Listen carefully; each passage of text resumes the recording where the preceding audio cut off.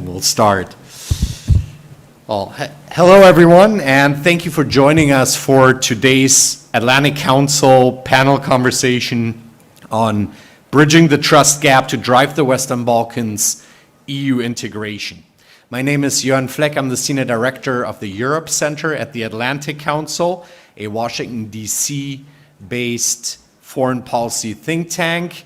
We like to say we are DC based but not DC centric, and we're trying to prove that by being here on the ground in Skopje. And I appreciate the audience braving and the panel braving the heat outside to be with us. So I'm delighted to welcome all of you to this conversation taking place just as the Western Balkans Leaders Summit on the Growth Plan concluded here in Skopje earlier today. After years of lingering promises and unmet expectations, trust has perhaps become the single most precious and most fragile currency between the European Union and the Western Balkans. As candidate countries and member states navigate the ups and downs of this process, deepening trust and a sense of shared responsibility on both sides of European enlargement in the process is key. Enlargement has become a necessity of geopolitics and security, not just of shared values. The Western Balkans Growth Plan and the regional summit the government here in Skopje just held earlier today are an important part of both rebuilding that trust and ushering in new dynamics around the enlargement process as well. The Growth Plan has been one of the consistent headline topics around the Western Balkans for the past year, maybe two. At the Europe Center at the Atlantic Council, we've just released a new report on the Growth Plan. Pick up a copy later on, which is also available online on the Atlantic Council website. Our report offers analysis on the benefits provided by the Growth Plan and the ways it can advance economic development in the region and convergence toward an eventual membership in the European Union. However, the report also explores the plan's challenges, as I'm sure we will also do in today's conversation. Critics have argued that the amount of funding allocated to each Western Balkan 6 country is not enough to make a major difference. Others have questioned the EU's ability to enforce the terms of conditionality as part of the plan. So we'll explore both the benefits and the potential criticisms. Beyond that, perceptions towards the enlargement process writ large vary greatly across the Western Balkans 6 countries, in Brussels, and individual member states of the European Union. With today's panel, we'll explore all of those issues. We have a distinguished panel joining us today to discuss these themes. I'll introduce each of you quickly and then turn to you each for some brief opening remarks. Our gracious hosts here at the Ministry of Foreign Affairs, His Excellency Timcho Mutsunski, Minister of Foreign Affairs and Foreign Trade of the Republic of North Macedonia. Thank you, Minister, for having us. I'll go down the list here real quick. Her Excellency Majda Gorčević, Minister of European Affairs from Montenegro. Thank you for being with us. Mr. Ben Nopnau, Deputy Head of Mission at the EU Delegation to the Republic of North Macedonia. And last but certainly not least, Simonida Kaczarska, Director of the European Policy Institute. Thank you for joining us all. The report I mentioned is part of the Europe Center's Balkans Forward initiative, which is our flagship effort focused on the Western Balkans. The Balkans Forward initiative aims to keep the region on the agenda in Washington, D.C., and to advance the region's Euro-Atlantic integration. With that, Minister Mutsunski, the floor is yours for brief opening remarks. Then we look forward to an interactive conversation, a few questions from the audience, hopefully. And with that, Minister, looking forward to you kicking us off. So thank you. A good afternoon to everybody. A warm welcome to our friends from the Atlantic Council, an organization with which we've done a lot of excellent work since our government was formed almost exactly a year ago. It's been a year plus a week. And let me say that you are one of these organizations that gives huge added value to the transatlantic relationship. So it's our pleasure, together with the Atlantic Council, to co-host this event here at the Foreign Ministry. It has been an extremely busy morning, and I see some of the people in the audience that have been with us all morning. But interestingly enough, the day doesn't end even with this event. In the true transatlantic spirit, many of us tonight will be going to the U.S. Embassy in Skopje to celebrate the 4th of July, which proves that sometimes, even in symbolism, even in small gestures, the transatlantic relationship is stronger than it's ever been. You prove this also, as you said, through your focus on the issues that are EU-oriented, but also focusing on the Western Balkans. I will just give quickly some food for thought because we have a very distinguished audience with us, and my understanding is the audience will also have time to give some input, so I don't want to burden the entire agenda. Apart from saying, and this is a bit of a subjective interpretation, that today's day was very successful. Speaking on behalf of the organizing country, I think it's better sometimes the guests to give this interpretation, but we interpret last night and today as extremely successful from a substantive aspect, because many issues were opened and many concrete initiatives were spoken about.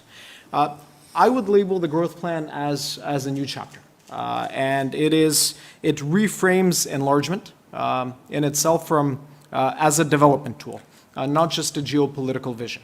And without a doubt, I mean, here no one should have any doubt that the enlargement policy has, in its nature, as it's always been historically, as a composite policy of the European Union, has always had very important political aspects attached to it, but there is also a very key development tool that is part of the reform agenda. It offers early access to EU benefits in exchange for real reforms, and it creates a shift from just promises to actual delivery. And I see that as a shift that focuses on both sides. You know, both sides make promises and commitments, but then the delivery is expected from both sides as well. It is also a tool where reform equals a reward. Reforms must be met with visible, timely benefits. Otherwise, what happens is there's no delivery from one side to the other, but also this also leads to an erosion of trust. And it is also a tool, I would say, the growth plan and the reform agenda as a key part of the growth plan, where citizens see what good governance actually brings. Through the growth plan and the reform agenda, there are opportunities for additional funding for governments, which in turn leads to jobs being opened, to opportunities being made available, and to large-scale investments, often in infrastructure, also being made possible. But it is also a tool that keeps enlargement further credible. If countries deliver on the reforms, then the EU delivers on its commitments, and it is one of these tools where there aren't shifting benchmarks, but the benchmarks have already been agreed upon. It is also a tool where we add additional ownership to our reform story, which I see as something that is extremely substantial and important. We co-create the reforms together with the European Union. There is a dynamic of understanding in terms of how quickly reforms are done, when the reforms need to be achieved, and I think this is very important because ownership in itself leads to accountability. Accountability builds trust, trust both domestically with our societies, our media, our civil society who's also present, who follow us intently on how we're delivering, but also we build on that trust with Brussels and the member states. In that sense, let me underline that trust is the cornerstone of this process, because it is a fragile category, especially when it comes to the relationship that the European Union traditionally, sadly, has had with the Western Balkan region. And through this trust, we create the growth plan so that it's not just another paper exercise, but quite to the contrary, it becomes something very tangible and very visible for all our citizens. Quickly summing up, let me just say that it also allows us to shift the narrative, where through the growth plan and what we received financing through the growth plan. Although, let me say, knowing the situation in the budget with the European Union, we'd be much happier if you even expand the financing in the growth plan, because we have a representative, not just from the European delegation, but from some of the member states. I mean, if we do good work, then, keep us in mind for further expansion of the budget. But we focus on projects that shift societies, that shift lives. And at the end of the day, when we finish the financing of these projects, whether they're in the area of energy, education, infrastructure, and we put an EU flag on them, our societies understand truly, in essence, what these changes mean and why we've made the reforms, which many times are very difficult. The final message that I would sum up with today, knowing that there will be a lot of questions, is that there was a very clear message sent from Commissioner Kos, but also from the various different representatives from the EU institutions as well as the member state, is that the Western Balkans are not the EU's backyard, but rather an unfinished story. Commissioner Kos rightly spoke about unification. I don't agree with the term reunification, because the Western Balkans has never been unified with the European Union, but I fully agree with her line that it is time to unify the entire region, without exemption, with the European Union, because enlargement at the end of the day should not be interpreted as a charity. It's an investment, and it's a move for peace, it's a move for security, and it's a move for economic strength, both of the region, but also of Europe itself. Thank you. Minister, thank you so much for putting a lot on the table and for that very clear messaging coming out of the summit earlier today, but also on the broader perspective. I want to turn to Minister Gorcevic to give us your quick take and maybe already speak a little bit about Montenegro's experience towards with the growth plan and give us an idea of what you would highlight.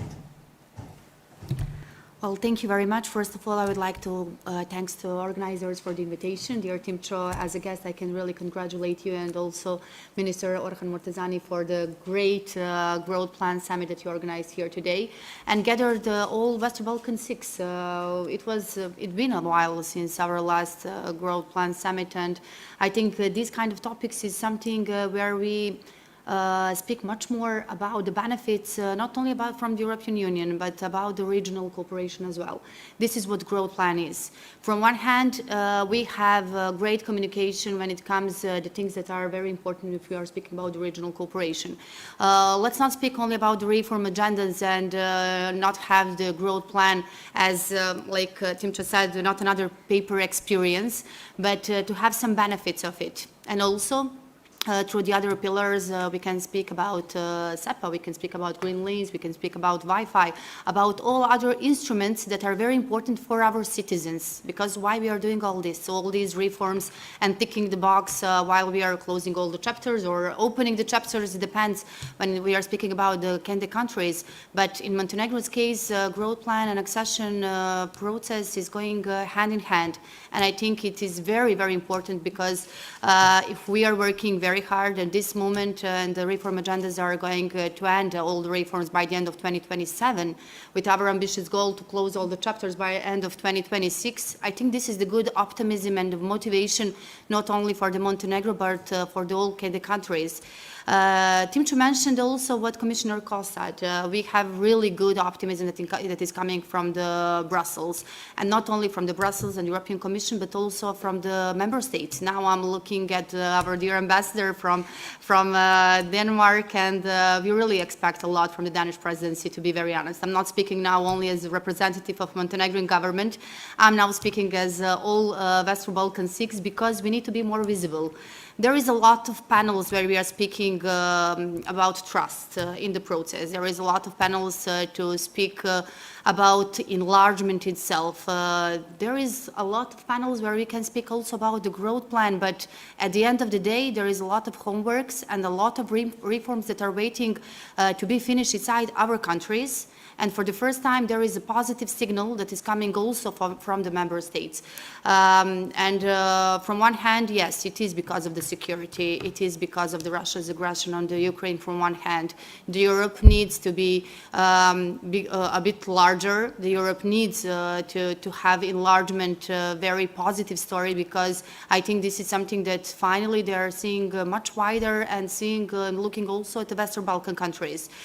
This is also one of the topics where growth plan is helping as a tool to accelerate the accession process, not to replace it, but also with this gradual integration, which is very, very important for us.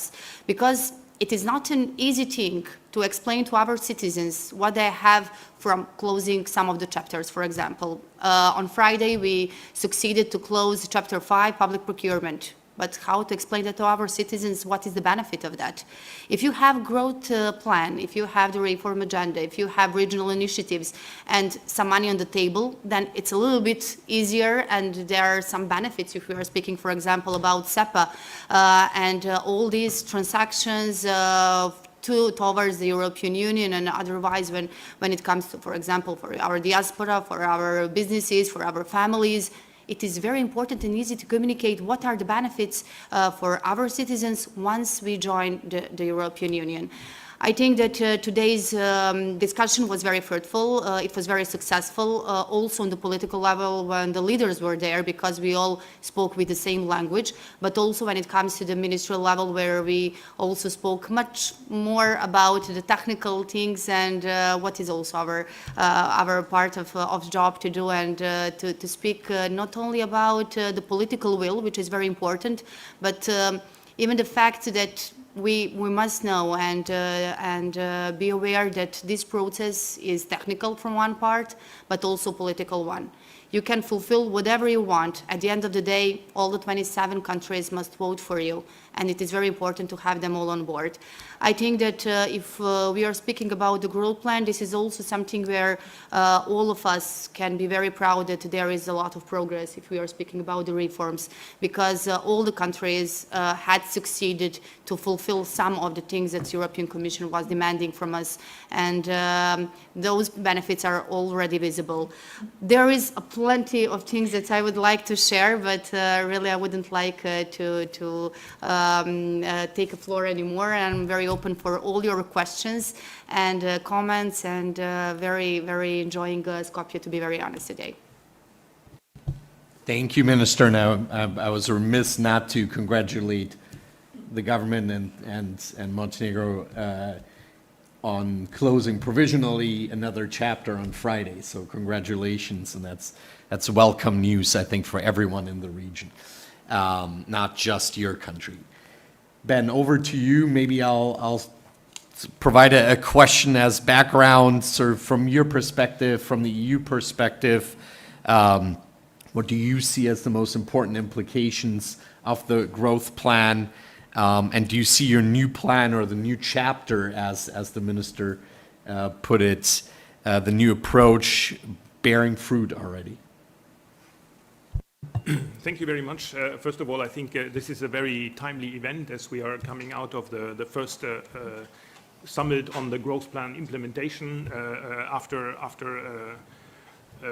a year or so that since we met first here and launched the plan. We're in a time of major momentum on the enlargement. We have heard about Albania opening another cluster, about Montenegro closing chapters in the negotiations. So there is actual momentum on the negotiations. We've heard about real progress, tangible process on the growth plan implementation in terms of advancing elements of the single market integration. We've heard already about SEPA. We also discussed about new elements that will be integrated, like tourism and consumer protection. We've heard about the consolidation of the regional market, especially the green lanes and border crossings. And there is good news about the implementation of the reform agendas per se in the crucial areas, which will be underpinning faster economic development, faster economic convergence between the region and the European Union. Obviously, this already required a lot of political commitment and hard technical and administrative work. It will require more so to deliver on the reforms, and then there is a sort of a nitty-gritty technical work to be done to report on the what has been achieved, to evaluate, and then to trigger the disbursements. But these processes go obviously hand in hand. At the reforms will prepare the countries for the accession processes, at the same time building the economic convergence. And I believe, to come back to the topic of the Day of Trust, I think that through these processes we are also building or rebuilding the trust that actually this is working. So in terms of takeaways, as you asked me concretely, maybe just to say that we have been able, I think, to refocus on reforms, even in those countries where the enlargement negotiations do not have this very strong momentum at this moment in time. There is a strong focus on the necessary reforms which will already advance countries towards the accession benchmarks, and I think this is very important. At the same time, the improvement of the economic conditions in all the countries will be helping countries to attract more investment.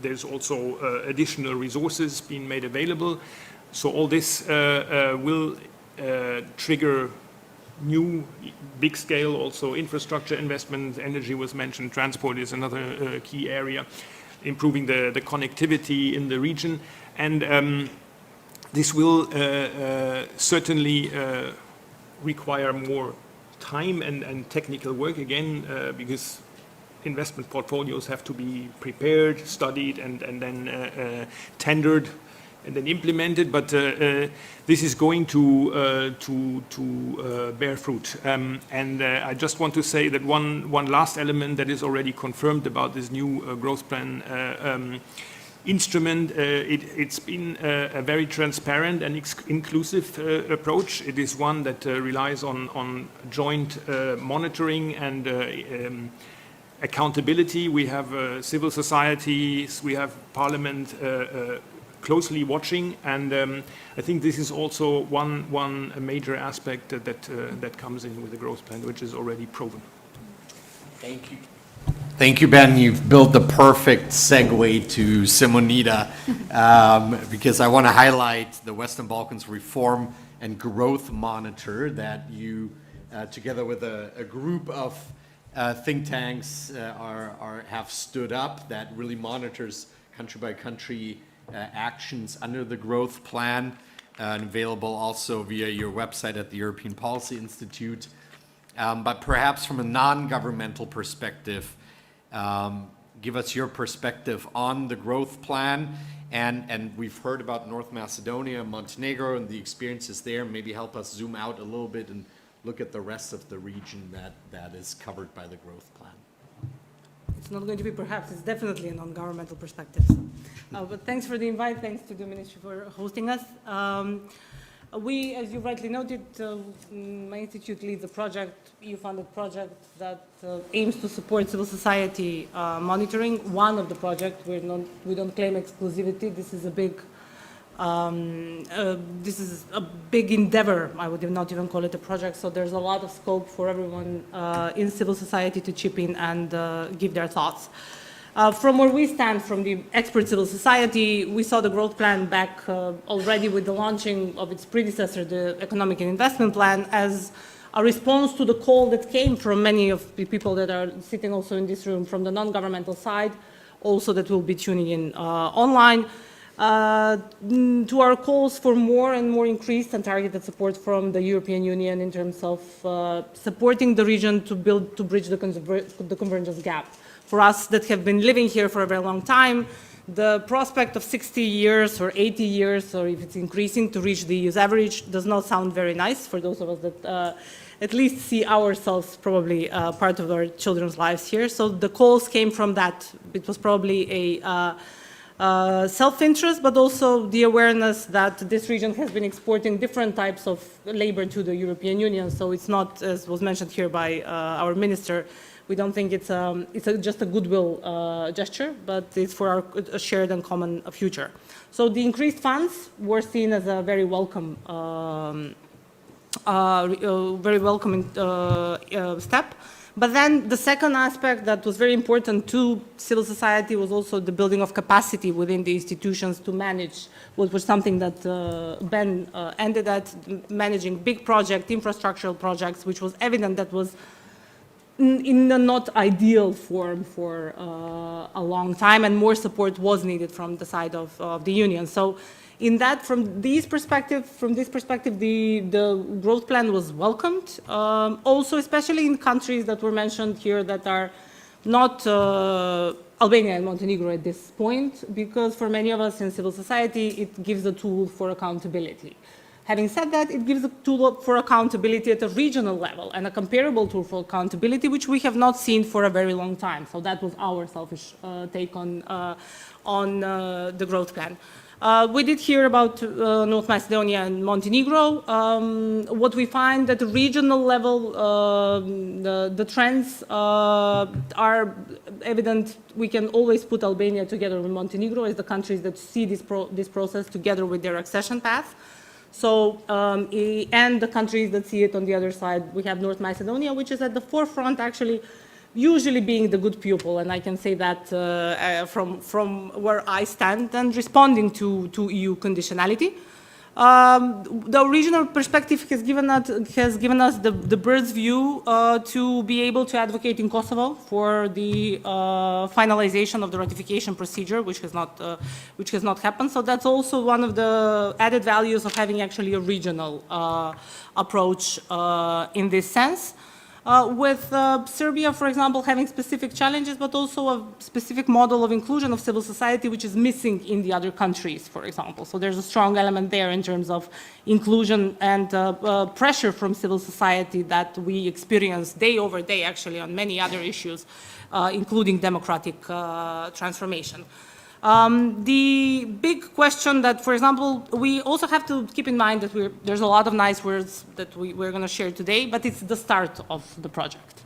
I think that we are still in the honeymoon period for some of the countries, which may end. If we did this probably in December, it would have sounded, it might sound different. We're hoping better, but many would bet at a different side. The big question is something you raised at the beginning: are actually these funds and the carrots attached enough to surpass some big political challenges that are standing in front of many of these reforms? We see the challenges already now in some countries in June. They're likely to pile up. But the good signal that we did hear this week, which was also a challenge for us as a regional project, is potentially the overcoming of the deadlock in Bosnia. So if we see in 45 days that there is a reform agenda in Bosnia, then we might also assess differently the political appeal of the growth plan as such. And I think I'll end here for the introduction, and then we'll chip in. Thank you, Simonina. We'll move maybe a little bit beyond the honeymoon period, as you put it. Mr. Mutsunski, would love to ask you, North Macedonia was obviously the first country to receive the pre-financing funds for the implementation of the growth plan, or then to start the implementation of the reform agenda. Given that experience now, and we're looking back now at 2 years, more than 2 years since the announcement, obviously a lot of hard work since then. I do want to move us to the challenges or lessons learned. It doesn't just have to be negative in that sense, but what have you already learned in standing up the reform agenda for North Macedonia, and maybe some of the challenges you've worked through? So, to answer your question, I'll also touch on some of the things that our colleagues here mentioned as well. First of all, we heard about this concept for the first time from our friends in the member states about 3 years ago, that the European Union and its member states were looking at some socio-economic package for the region. I personally label this as a mini cohesion policy for the Western Balkans, because it reminds us from many aspects of the EU's cohesion policy. I know some will correct me, it's not exactly the same, there's many differences, but I think conceptually, and Simonida touched on this, this is what it leads to. Not just reaching targets with reforms, but also reaching targets when it comes to socioeconomic standing of both the nations and its peoples. I think when it comes to the challenges, and I agree with Simonida, this is a key issue that we have, especially because of the position of Albania and Montenegro, and especially because of the challenge that we face, being blocked via veto from not being able to open accession negotiations, how we approach this issue. So let me tell you the approach of our government. We do not see the reform agenda as a replacement for accession negotiations, because the reform agenda cannot replace accession negotiations. But on the other hand, we do see it as a tool by which the European Union and its member states, as I said in my opening statements, can assess whether or not the government, its people, its nation, its civil society, academia, all walks of life, are invested in the EU path. Because I think by measuring how we're doing on this, there is a clear target of achievement or lack of achievement on the side of the candidate country. The challenges are various. It's a multifaceted system of challenges. So I will mention, for example, one of the challenges that we have right now. It is the new electoral code. And that is an issue in line with our reform agenda, very deeply connected to the growth plan. There is an electoral code that is prepared, but in our parliamentary system, per the parliamentary rulebook, the new parliamentary rulebook, which was actually brought with the facilitation of the European Union through the Jean Monnet process about a year and a half, 2 years ago, it is one of those pieces of legislation where filibustering can be used. And because of a few members of parliament, right now we can't bring this piece of legislation.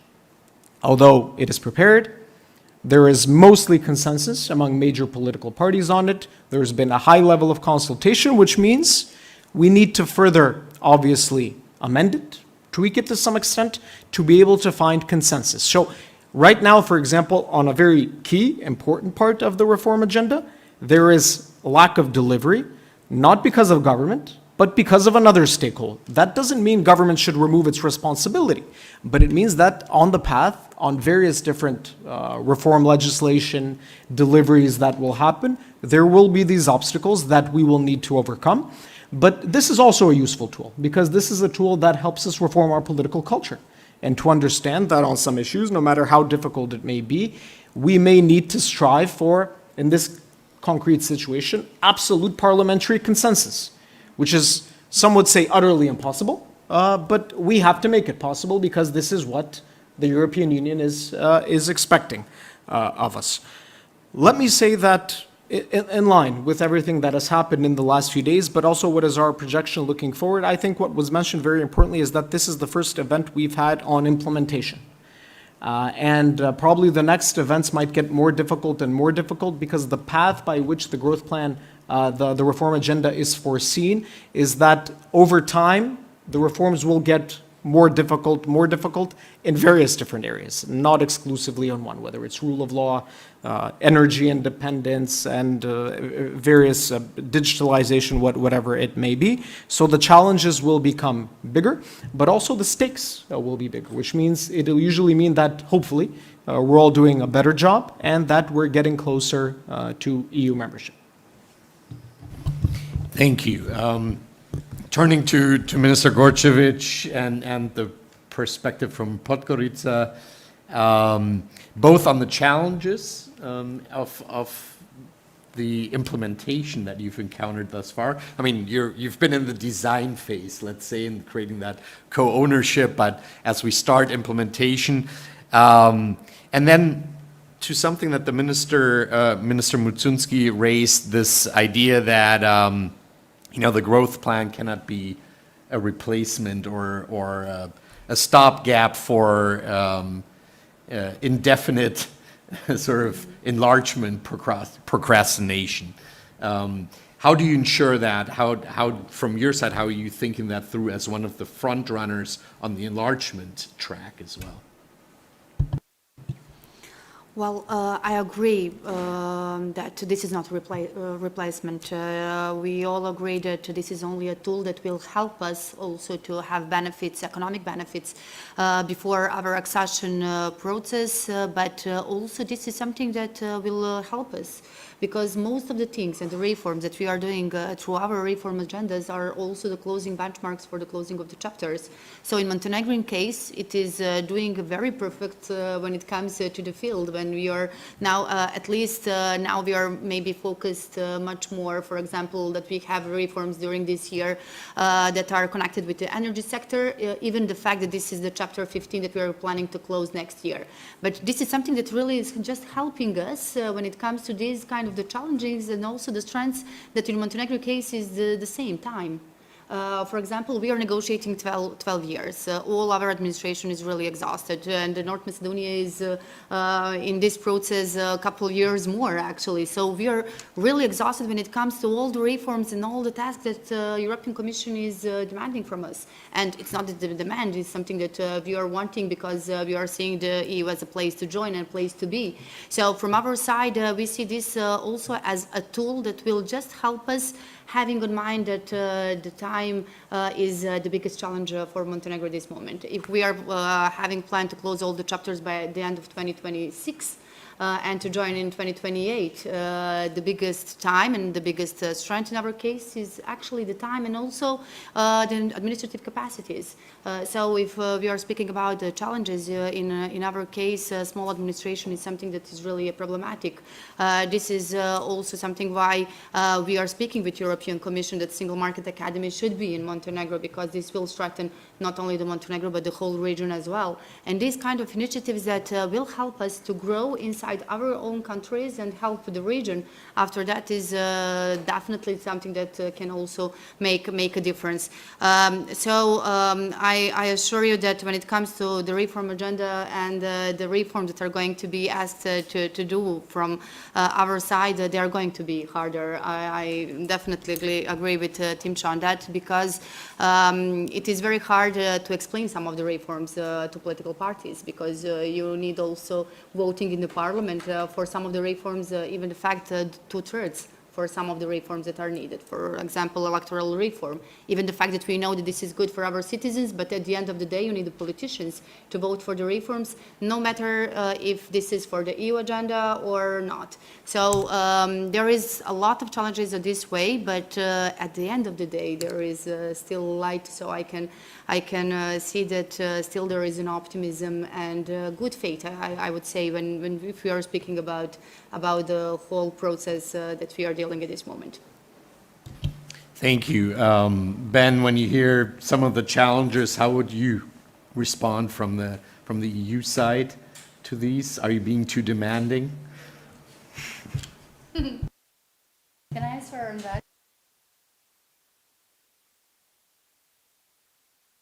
Look, I'm not sure whether we are too demanding. I mean, there is all kind of criticism about this being too demanding, too technocratic, too whatever. I mean, in the end, this is an instrument that underpins a joint political agenda. We have together defined, let's say, membership and convergence as the objectives that we want to achieve together with our partners in the Western Balkans. This means that the countries have to go through very technical and detailed, complex processes. I mean, already because the EU is a quite complex arrangement by now. I mean, with hundreds of thousands of pages of law and legislation and instruments and institutions and so on and so forth. So it is by nature very, very complex.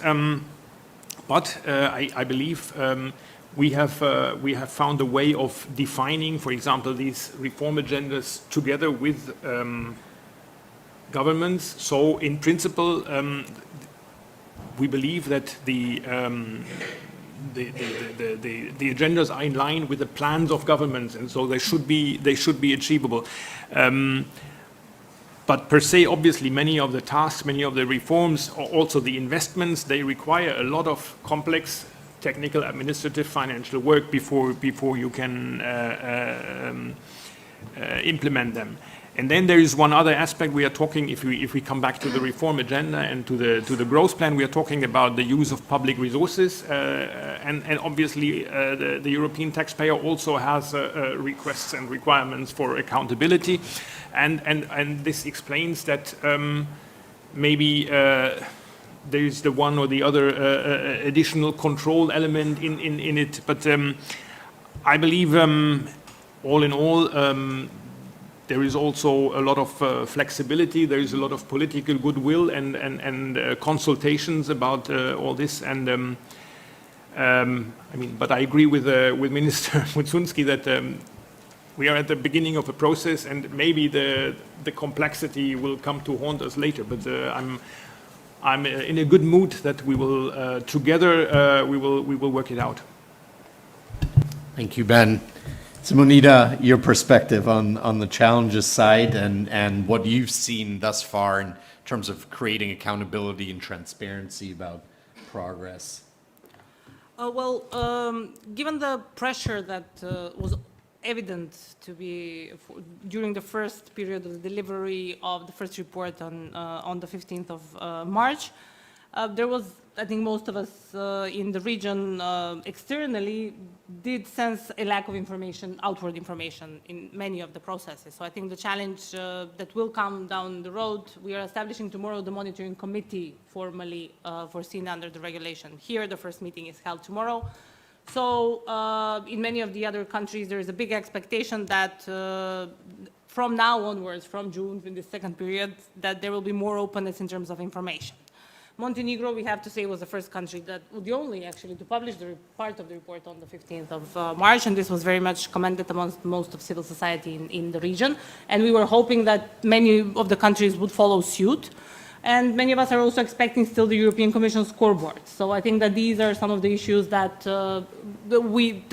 the external public, not just civil society, have encountered as the missing parts of the puzzle, because as much as we like events like this, I think that the bigger issue will be how to communicate the benefits of the growth plan to the citizens and to the broader public, which will come, probably many of us will feel in 2027 if parts of those infrastructural projects are actually in place. But in the meanwhile, it will be a challenge actually how to communicate, how much information can be provided outwards, and how much transparency there will be in the process, not just for the sake of the growth plan itself, because in essence, the transparency of many of the policy-making processes at the national level reflects the faults that all of these countries have. So I think it reflects the policy-making systems in themselves. The time pressure, evident was mentioned, oftentimes was used, and probably rightly so in the beginning, as, I would not say an excuse, but as a reason that a lot of the reforms had to take a quicker pace and oftentimes be under extraordinary procedures in a lot of these government, quick procedures through parliaments and so on, which might be beneficial for meeting the deadline, but then might be counterproductive down the road. So I think this balancing between the speed of delivery and the broader building of consensus on these reforms, especially not just with civil society, with the business community, which will be heavily affected by the growth plan as such, will be a challenge that will come very soon, probably much sooner than we expected. The big challenge that we also see from the perspective of how do we plan ahead, and we're hoping on the side of a think tank network that has worked with on advising on or giving recommendations to improve policy making. What we're hoping to see is actually that the growth plan interventions will be in each of the countries' budgets for next year, because this is probably the period where most of us are pressuring our respective ministries of finance that the plan is such that you need to plan in advance for next year, because the EU won't be funding this through mechanisms that are expected. So we are hoping that actually if there's one message that we are conveying now in this period over the summer, it will be this one. Well, thank you for giving us one key indicator to watch, Simonida, of moving forward. We're running out of time quickly, but I want to get in one or two questions from the audience, so signal to me. I do want to ask Mr. Musunski one more question. I think we can't really have this discussion on the growth plan and enlargement in Skopje without acknowledging North Macedonia's very frustrating experience, to say the least, very frustrating, with the enlargement process, the start of negotiations having been vetoed. You know, you're the most veteran enlargement candidate as a country.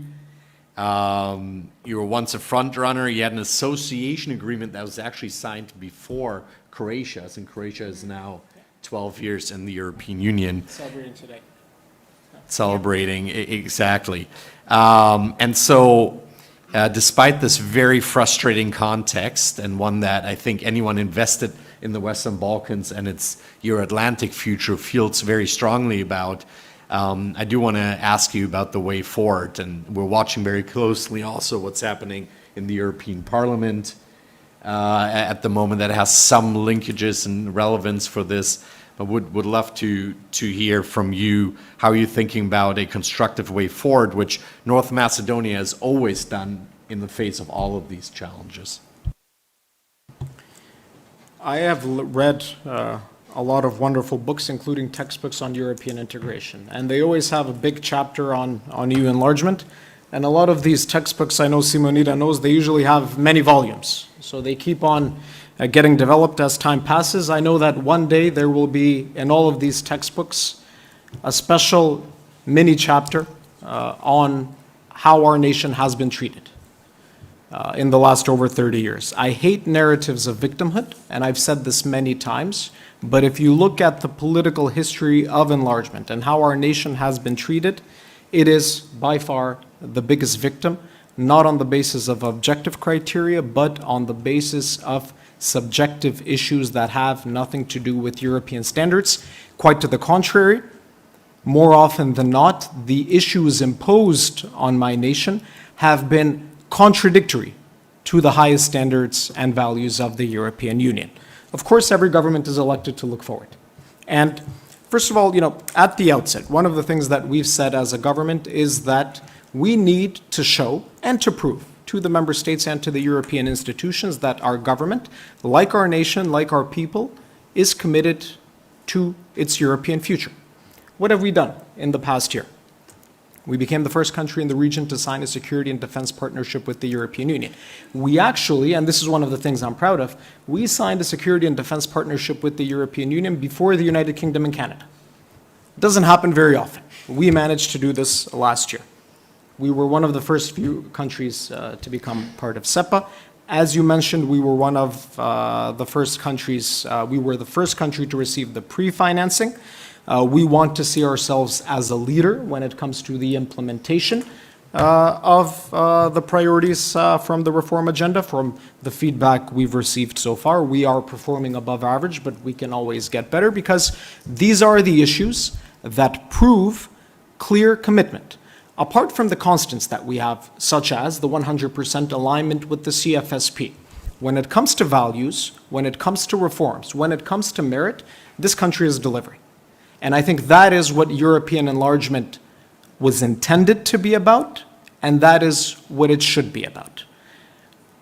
The burden of bilateralism will one day measure how both we as a nation, but also the European Union has reacted in an area of very clear geopolitical challenges that go even further now beyond the Russian aggression of Ukraine, but that have become global.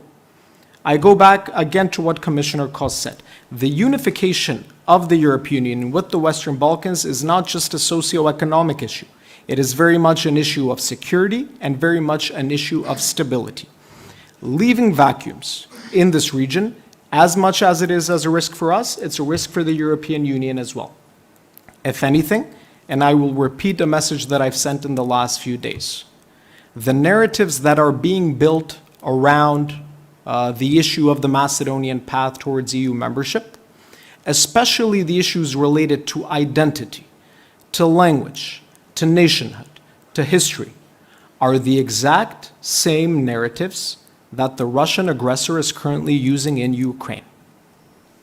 And we are allowing ourselves to be victims, both us and the European Union, of one member state. We have to speak openly, we have to speak objectively. And I think that if there is a will, there is a way. I truly believe in a compromise, and I believe that a compromise is necessary, but a compromise that shows a foreseeable path forward. And if anything, also on the issue of a compromise, our government has shown in the last year a willingness to talk, to engage, and we will continue in that behavior because we think that with all of our neighbors, not just with Bulgaria, but with all of our neighbors, we need to speak about the future. We need to speak about Corridor 8, Corridor 10. We need to speak about energy diversification and connectivity. We need to speak about actually excellent relationships that exist in areas such as higher education and culture, to find the positive aspects of those relationships and build and move forward, and rather than being an example of victimhood, to be an example of true success for both sides. Thank you very much. We're really 30-second questions. Give us your name, your affiliation, and use the microphone where you can. Thank you, Jorn. Marian Zabrčanec, Communications and Media Consultant and former National Governmental Coordinator for Open Balkan and for Communications. My question is for the both ministers. It's connected to the regional cooperation, having in mind that it's a topic within the growth plan, having in mind the successful results and benefits from both the Berlin process and Open Balkan in the past. My question is, what can we expect in the following year from the growth plan on the topic of regional cooperation, and is it going anything besides the growth plan within the Berlin process initiative or within the Open Balkan initiative as an action plan or as a project that can be expected in the following year? Thank you. Thank you, and the gentleman up here, I think you wanted to jump in. I'm a former Prime Minister of Republic of Yes, of course, sorry, yes. During my mandate, we became a member with candidate status for full membership in EU. 20 years ago. My question is to you, representative. What's happened, dear friend, with Macedonia's successful story? We were leader in the Western Balkans in 2005. Today, Montenegro is leader. What's happened with Macedonia? Commissioner Kos sent a message 1 month ago. We are today sad story. Why Macedonia is sad story? What's happened with Macedonia? By me, in my understanding, sad story means Macedonian enlargement process will be never-ending story. It's true? So, some pointed questions. We'll take the regional integration question first, and maybe quick responses, and then we come to you. I don't know. Ladies first. Ladies first, okay. I will be very short because we don't have much time, and we are speaking about regional cooperation, and today this was also one of the topics. What we can expect in upcoming year, since the SEPA is something that four governments and four countries already are in final phase. For example, for Montenegro and Albania, the application is going to start implementing from October, I think, and North Macedonia, I think, December or month after that. So Serbia as well. So the things are already happening. It's not that we are just speaking about some regional initiatives and then it's just staying on the paper. So the SEPA is already successful. The other regional initiatives that are connected with the growth plan, like green lanes, Wi-Fi also, critical raw materials, all those kind of things, digital wallet, digital innovation hubs. So there is still a plenty of work, but this is going to be one of the topics in upcoming year, and not only in upcoming year, but in October we are going to have another growth plan summit in Tirana, where we are going also to go through all initiatives, through all the pillars of the growth plan, and through the reform agenda as well. So I think that I'm very happy that we can share our experience. I will just need to to add one short thing. I don't think that North Macedonia, even the fact that the question it wasn't for me, I understand perfectly why you're addressing this European, of course, but I don't think North Macedonia is a sad story. I think that we all need to learn from the past and from the mistakes that maybe European Commission member states or some candidate countries made. This is something that we try to learn on. I totally agree that when it comes to bilateralization of the process is something that we need to speak much more about. Yes, growth plan is a great topic. It's very positive. Yes, closing of the chapters is a great story. But let's speak that this is not only the technical thing. Let's speak about the politics that is going to, at the end of the day, make the decision on each of us. So I think that North Macedonia is doing great. This is my personal opinion. We are a lot of learning, even the fact that at this moment Montenegro is a front runner. Look, I'm not here to speak very positively about Montenegro. You all can read about it. We are in the final phase where we want and really motivate to close the chapters by the end of 2026. But the motivation is not only for us, because we're not going to act selfish. We are going to be the bridge for the others tomorrow. So let's share the experience, bad or good, among us. Let's have all the good regional cooperations and good ties between our governments, and also let's have the good neighborly relations with everyone. I really needed to share this because I cannot stay immune on said story, because it's really not. Minister. Before I start, just one word of advice: always be careful about front-runner status. We've had it a few times. I understand you guys are careful about it. Just a small warning. And also about the windows of opportunity, and we've heard these terms, but let's get more into delivery. And I think today was successful from that perspective, both on the EU side and the candidate status side. Marian touched on a very important subject, and that is these regional initiatives have actually proven themselves to bring tangible success. For example, I say in 2024, the Berlin process was extremely successful. We unblocked CEFTA. Now we have a very important decision to make in also a few weeks. Together as trade ministers, we have to elect a Secretary General of CEFTA. But these are the things that stimulate trade, stimulate investment. As Simonida mentioned, business, a very essential component and stakeholder in this process. And we need to push more of these regional initiatives in various different formats. There's many of them, and we should support all of them. In my belief, because every small tangible step that can be brought by any regional initiative is a success story. Green lanes are one of the things that we talked about. Working together with the European Union, we have something in the pipeline, hopefully, if we can see to move forward about eliminating roaming in total for all of the Western Balkan countries. That's another initiative. Looking if we can work together with the European Union, if we can have easier access when it comes to border crossings. For example, now we have to wait with non-EU citizens when we reach any European airport. Together, maybe with Swiss and Norwegian citizens, we can pass the lane much more quickly. These are the types of initiatives, very tangible things. Because one of the messages that I tell people is, what has been one of the most transformational policies of the European Union when it comes to this region? I say two of them. Visa liberalization and Wizz Air. Why? Because visa liberalization made travel easier, and companies such as Wizz Air, European companies, made travel affordable. And if we don't have easier access, not just to Europe, but to European institutions in areas such as research, business, NGO sectors, if we don't have the easy access, then we cannot see why we want these European values. The best way by which you can witness them is actually go to the European Union and see the transformational change that membership has, especially in newer member states. I was witness last summer together with the Prime Minister when we were on a state visit to Zagreb. For example, a transformational change that was made to a museum in Zagreb, where the museum director told us, it was perfect, very beautiful, very well organized, upkept. And he said if it wasn't for the European Union, this museum wouldn't have the capacity that it does right now.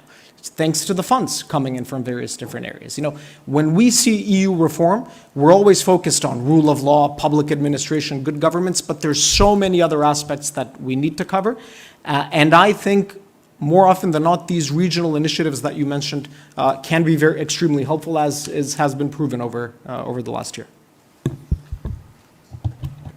Ben, I know it's impossible to respond, but a short response. I know this would warrant a longer response, but I cannot comment on 20 years of process now. And I want to start with that I would not use the qualifier that the Commissioner has used. I think it has been a bumpy process, but I'm still optimistic.